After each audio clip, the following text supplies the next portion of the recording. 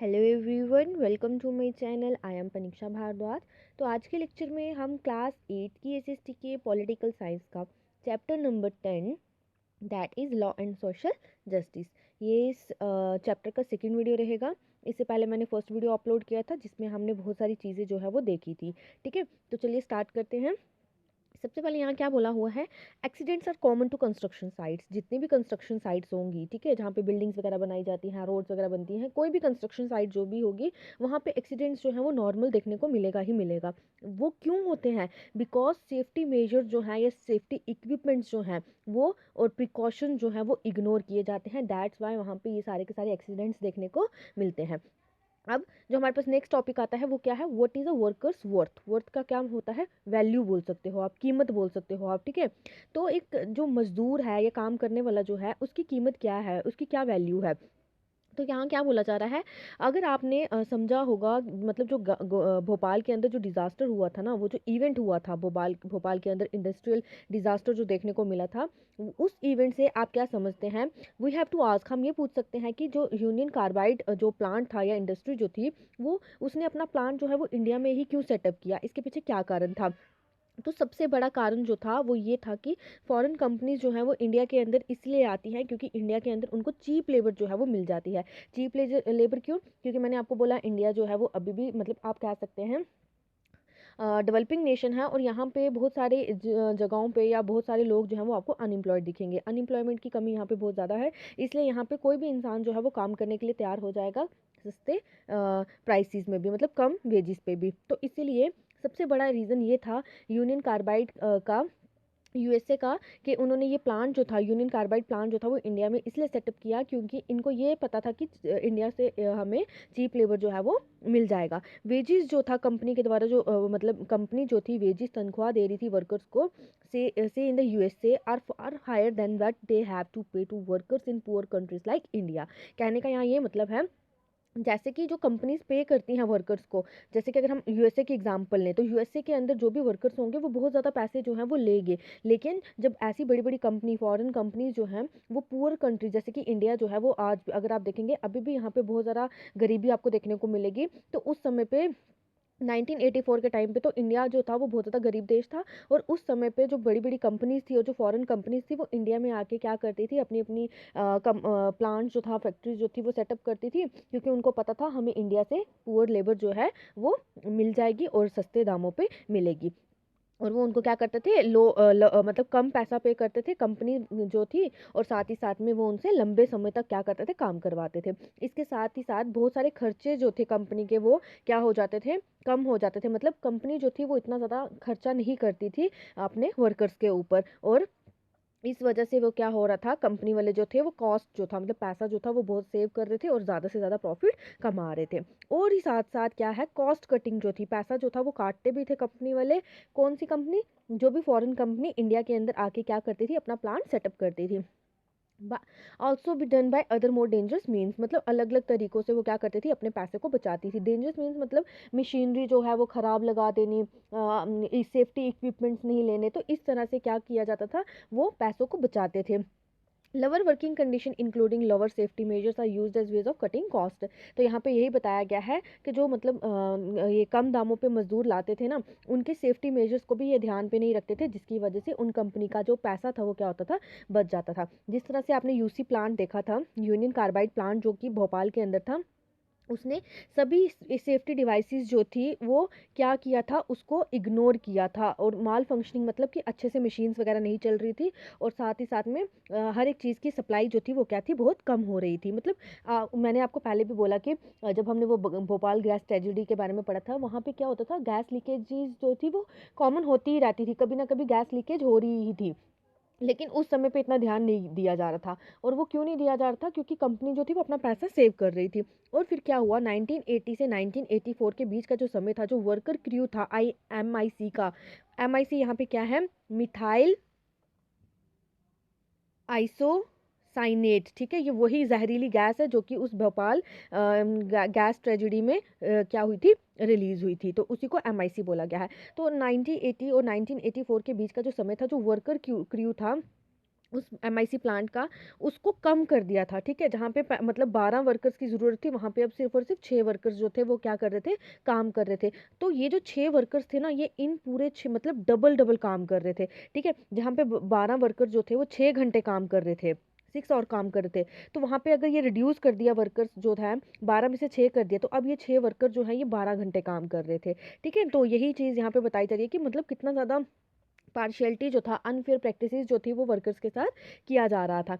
और जो पीरियड था सेफ्टी ट्रेनिंग का, मतलब किस तरह से आपको काम करना है, किस तरीके से मशीन्स यूज़ करनी है, वो पहले 6 महीने का था, लेकिन बाद में ये सेफ्टी ट्रेनिंग जो पीरियड था इसको 15 दिन कर दिया।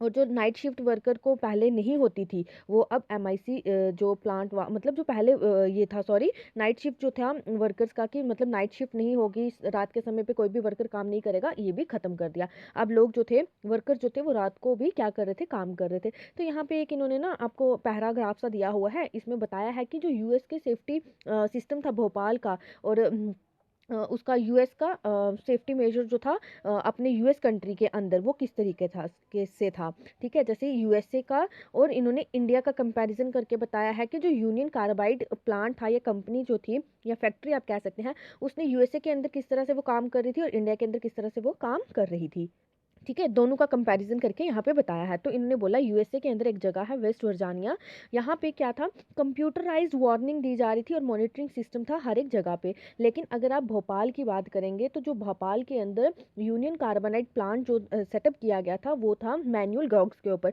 मतलब लोग क्या करते थे, सूंघते थे या फिर आंखों से देखते थे कि भाई गैस लीक हो रही है, या फिर मतलब गैस लीक होने की स्मेल आ रही है। तो इस तरह से इंडिया के अंदर क्या हो रहा था, मतलब ये सेफ्टी मेजर का सिस्टम जो था वो चल रहा था। लेकिन यूएसए के अंदर देखिए पूरा का पूरा मॉनिटरिंग सिस्टम और कंप्यूटराइज्ड वार्निंग जो थी वो दी जा रही थी।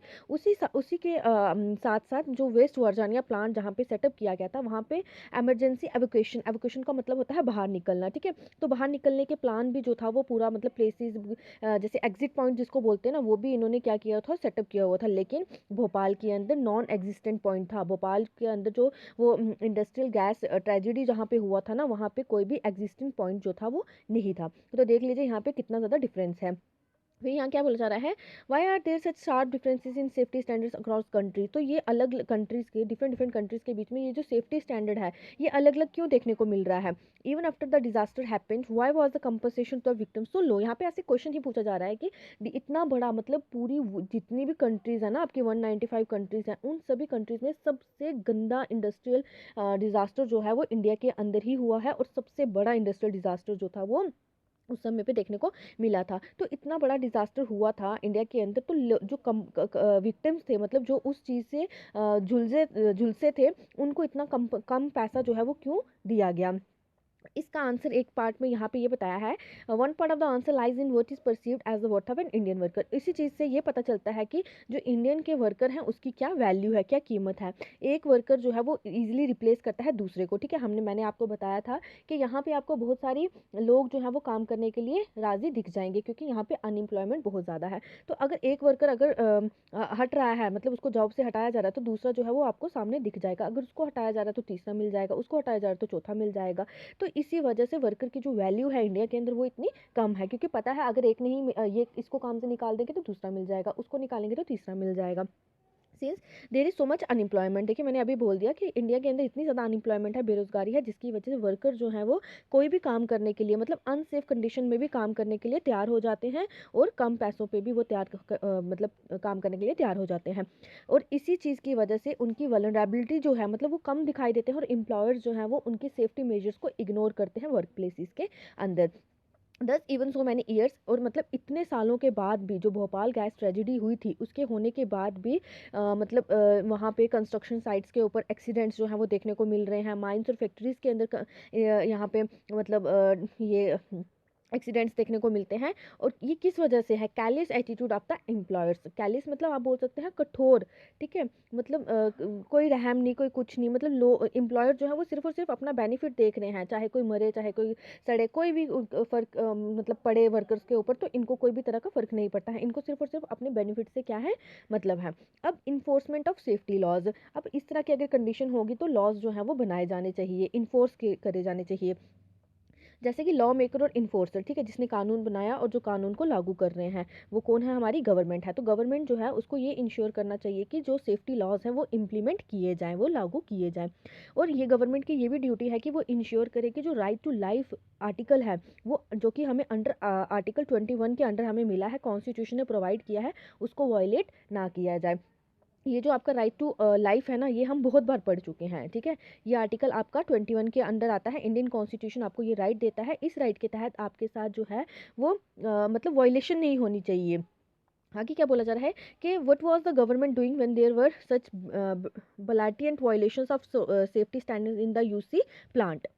तो क्या बोला जा रहा है कि गवर्नमेंट क्या कर रही थी उस समय पे जब ये इतनी गंदी तरीके से, इतनी ज़बरदस्त तरीके से वायलेशन किया जा रहा था, उल्लंघना किया जा रहा था सेफ्टी मेजर्स का यूसी प्लांट के अंडर, कि इतना बड़ा हादसा जो था वो वहाँ पे देखना मिल पड़ा। पहला ये था कि जो सेफ्टी लॉज थे वो लैक्स कर रहे हैं इंडिया के अंदर।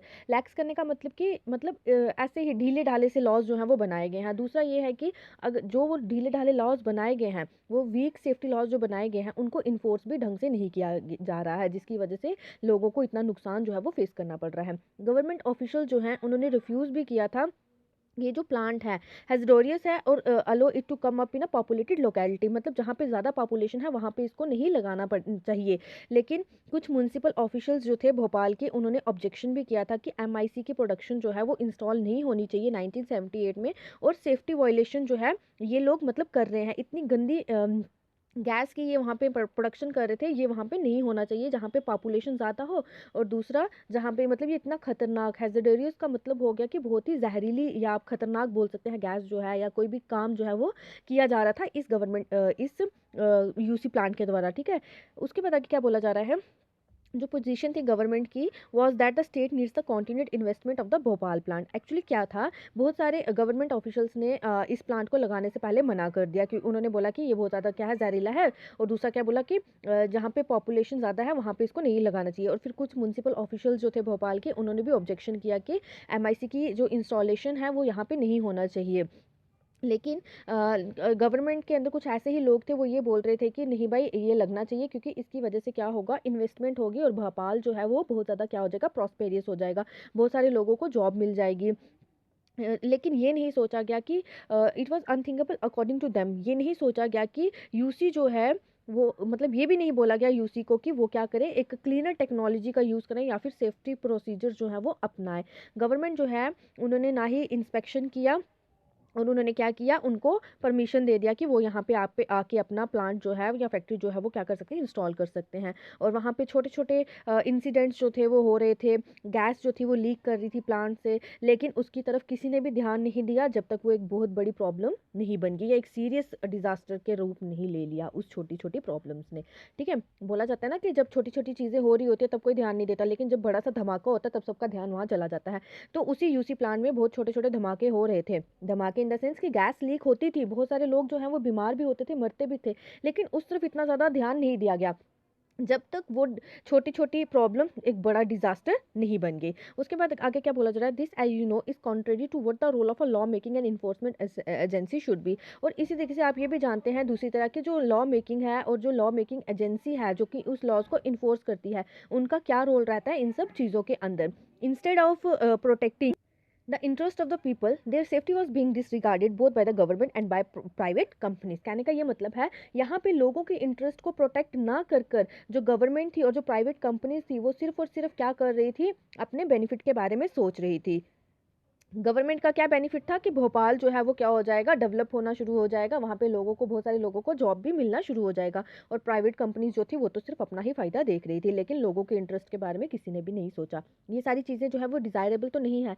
बहुत सारी इंडस्ट्रीज जो हैं, चाहे वो लोकल हो चाहे वो फॉरेन बिजनेस से आई, मतलब फॉरेन से आई हों, वो इंडिया के अंदर अपना बिजनेस जो है वो ईजिली सेटअप करना चाहती हैं, और मतलब करें भी, लेकिन एक स्ट्रॉन्गर लॉ की बहुत ज़्यादा ज़रूरत है जो कि प्रोटेक्ट करे वर्कर्स के राइट्स को, और इन लॉज की बेटर इन्फोर्समेंट होना भी बहुत ज़्यादा ज़रूरी है, ठीक है।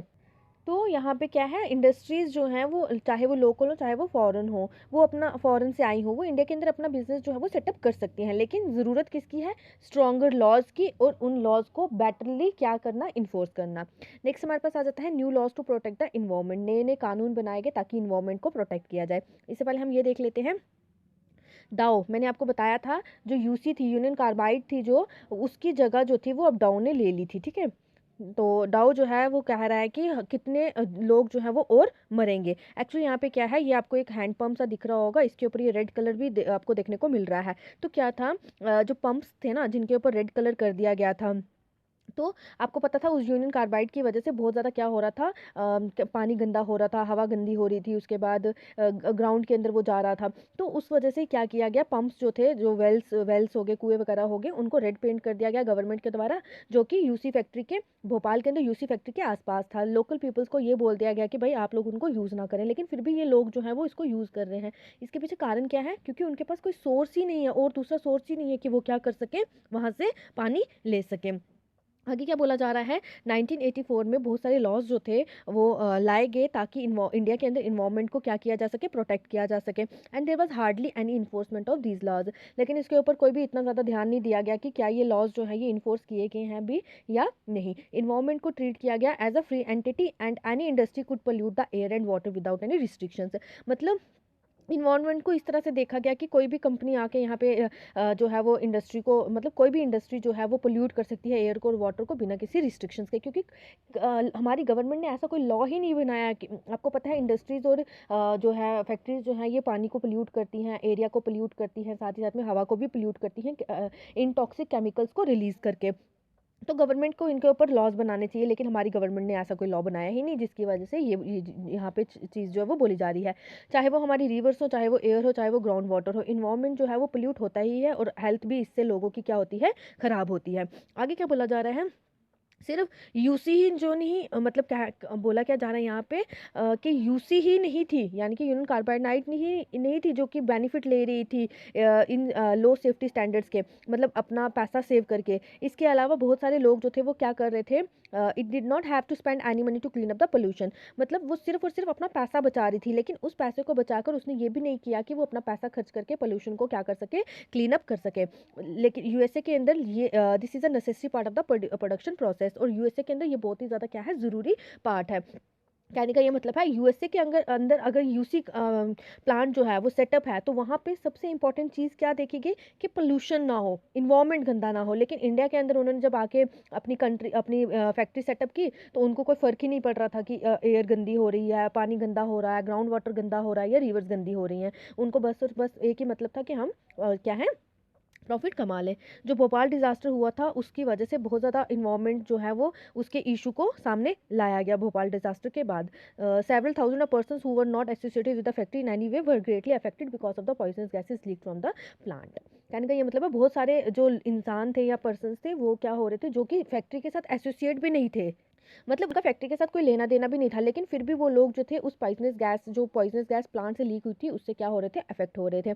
इसकी वजह से क्या हुआ, people realised that the existing laws जो है, मतलब जो लॉज एग्जिस्ट कर रहे हैं वो बहुत कमज़ोर हैं, और ये किसी को भी जो है वो प्रोटेक्ट नहीं कर रहे। और साथ ही साथ में इसकी वजह से बहुत सारे लोग जो हैं वो क्या हुए हैं, मतलब जो लोग इंडस्ट्रियल एक्सीडेंट में मारे गए हैं या इंजर्ड हुए हैं, उनको भी किसी तरह की प्रोटेक्शन जो है वो नहीं मिल रही है। उनको कंपनसेशन भी कितना कम दिया गया था, और आज भी उस इंसिडेंट के बाद जो भी वहाँ पे मतलब लोग काम कर रहे थे, उस इंसिडेंट के बाद जो बच्चे पैदा हुए हैं वो क्या हैं, मतलब क्रिपल्ड हैं, मतलब कोई ना कोई डिसऑर्डर जो है उनके अंदर देखने को मिला है। उसके बाद क्या बोला जा रहा है, in response to this pressure from environmental activist and others in the years following the Bhopal gas tragedy, the Indian government introduce new laws on the environment. मतलब इसी वजह से बहुत सारे लोगों ने, इन्वायरमेंटल एक्टिविस्ट और बहुत सारे लोग जो थे उन्होंने गवर्नमेंट के ऊपर प्रेशर डाला, और उन्होंने मतलब ये भोपाल गैस ट्रेजेडी के बाद उन्होंने बहुत सारा प्रेशर डाला गवर्नमेंट के ऊपर, और इंडियन गवर्नमेंट को नए लॉज लाने पड़े, किसको लेके, इन्वायरमेंट को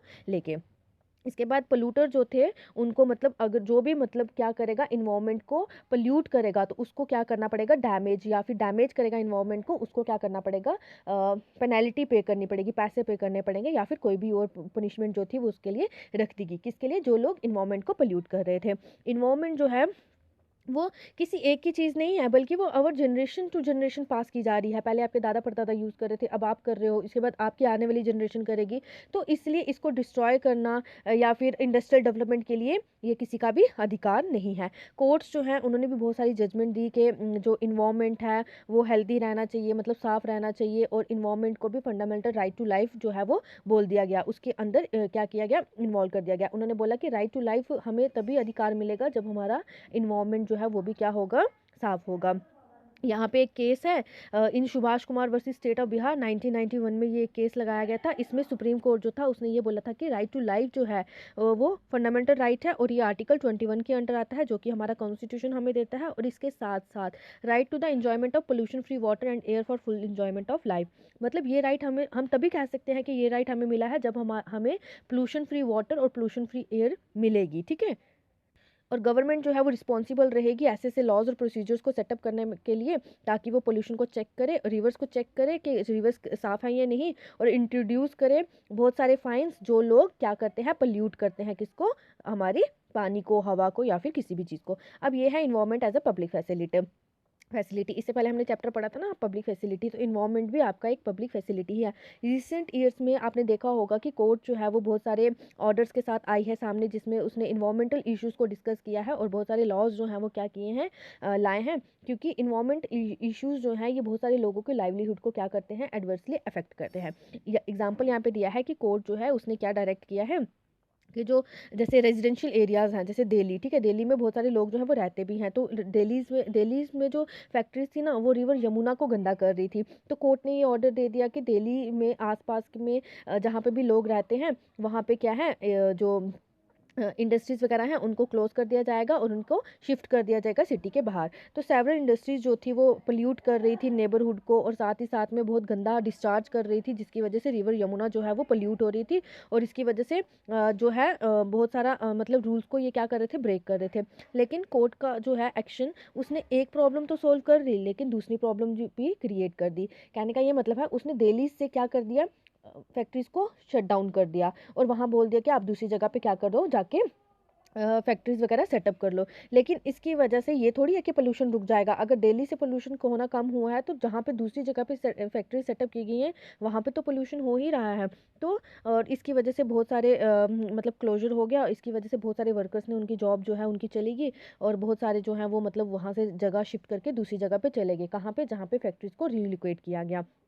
और सेम प्रॉब्लम जो है वो वहाँ पे आ रही है जहाँ पे फैक्ट्रीज को सेटअप किया गया था।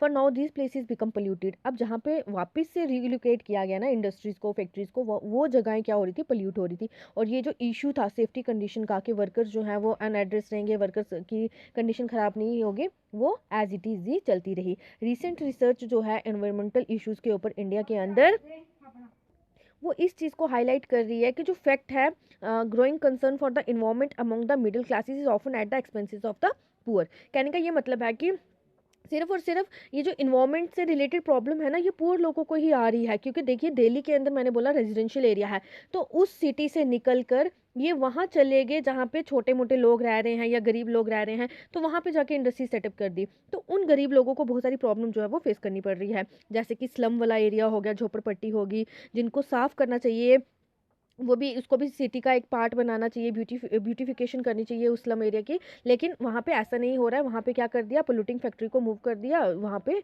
डाल दिया, लोकेट कर दिया किसको, फैक्ट्रीज को, और उन लोगों की ज़िंदगी क्या कर दी, ख़राब कर दी। ख़राब करना इन द सेंस कि उन वो लोग जो हैं वो क्या हो रहे हैं, बहुत ज़्यादा प्रॉब्लम जो है वो फेस कर रहे हैं। और ये जो अवेयरनेस थी कि सिटी को क्लीन किया जाएगा, इन्वायरमेंट जो है वो साफ़ किया जाएगा, ये सिर्फ़ और सिर्फ अमीर लोगों के लिए ही रहा। ये जो चैलेंज था, इस चैलेंज से एक प्रॉब्लम तो सॉल्व होगी, लेकिन इसकी जगह दूसरी प्रॉब्लम जो है वो क्रिएट होगी। One way this can be done is to gradually move to cleaner technologies and process in factories. और इस प्रॉब्लम को किस तरीके से सॉल्व किया जा सकता है, रीलोकेशन करके नहीं, मतलब फैक्ट्रीज को एक जगह से हटा के दूसरी जगह पर रीलोकेट करने से ही प्रॉब्लम सॉल्व नहीं होगी, बल्कि क्लीनर टेक्नोलॉजीज़ का हमें यूज़ करना होगा, प्रोसेसेस ऐसे ऐसे अपनाने होंगे फैक्ट्रीज़ के अंदर के धुआं कम से कम यूज़ हो, निकले वहाँ से, केमिकल्स कम से कम निकले जो कि पानी को गंदा कर रहे हैं, एयर को गंदा कर रहे हैं, उनका कम से कम यूज़ हो। उसके बाद it will need to find those who pollute, और साथ ही साथ में उन लोगों को पनिश करना चाहिए जो लोग क्या कर रहे हैं, गंदा कर रहे हैं हमारे इन्वायरमेंट को।